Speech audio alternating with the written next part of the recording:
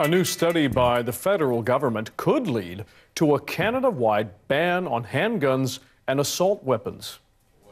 Prime Minister Justin Trudeau pushed for the study in a mandate letter to Organized Crime Reduction Minister Bill Blair, saying Blair, quote, should, quote, lead an examination of a full ban on handguns and assault weapons in Canada while not impeding the lawful use of firearms by Canadians.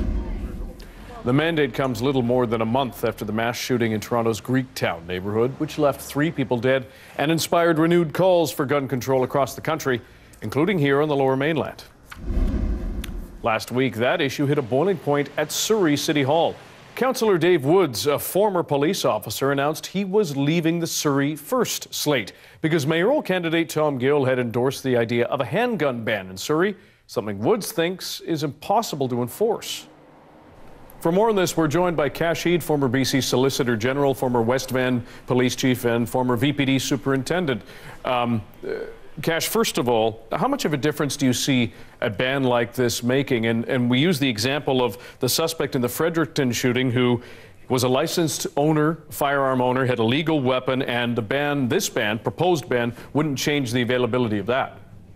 Well, whatever we can do to make it harder for these people to get access to these firearms, we should be doing, whether it's for a violent episode such as what we saw in Fredericton, or whether it's someone that's committing any other crimes. We need to make it as difficult. We need to make sure we put in as many precautions as possible in Canada. So with some of the recent shifts on local governments, provincial governments, and federal governments moving towards whether it's symbolic or it's actually going to make a difference, I think that's encouraging for the people in Canada, because we're dealing with a crisis in a lot of our major urban centers such as Toronto and Vancouver and Metro Vancouver, and we need to stem this violence. So when we have these pieces of the puzzle put in place, that's encouraging. But Dan, I must tell you, there are many other pieces of the puzzle that we need to put in place to address the gun violence in our communities. And we're seeing this play out in Surrey, for example, where Dave Woods, City Councillor, has left Surrey First because he's not in favor of a handgun ban that's being proposed in that city. He says it would be impossible to enforce. What about his concerns? It wouldn't be impossible to enforce. We've done it in Vancouver. You recall, Dan, when you were out there on the streets in Vancouver when we were dealing with a knife situation in the downtown east side, we enacted a bylaw to deal with knives around that area, and it was effective. You can do it with firearms. With Mr. Wood's background, I was surprised by his particular action, because Surrey is fraught with problems of gun violence right now. We've had an incredible amount of people that have been killed in that city as a result of gun violence. So we have to look at these measures, whether you want it as an interim measure or a permanent measure, to deal with the crisis that our communities are facing here in Canada. What are some of those other safety measures that you alluded to earlier that you would like to see in place if a ban on handguns or something similar comes into effect?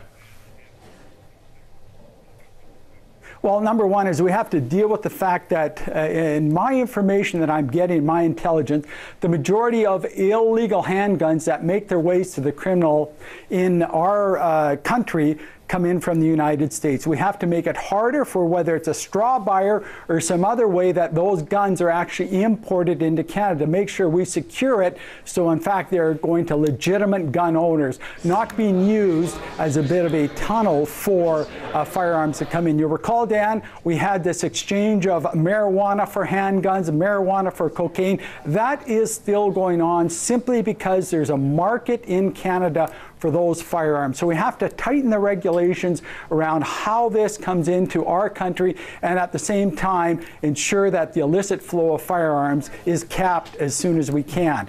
Lastly, Cash, we know that we've heard that a criminal is likely or may get a handgun no matter what the law that we put in place. If something is brought in like this, and thinking back to your time when you were out on the street dealing with drugs and guns, would this have made a difference? I believe so, and let me tell you why. Right now, if you know which websites to go to, and there are plenty out there right now, you can get access to a firearm in a matter of hours, an illegal firearm, and you can utilize that to commit a crime. When I was on the streets when we were dealing with it, if we took one firearm off the road at any given time in a month or so, that was a big story. Now it happens almost nightly. You've seen the display and the show of firearms seized by police, but that's not making any difference at all. So again, whatever we can put in place, let's try it. Let's see if it makes a difference. If it doesn't, Dan, let's try something else, because we're at a point where we have to deal with this effectively and efficiently as possible now. Kashid, we appreciate your time. Thank you. My pleasure.